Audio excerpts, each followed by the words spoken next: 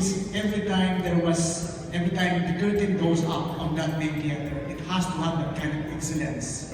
It cannot have that kind of mediocre performance. It always have that kind of eye for excellent performance. Excellent.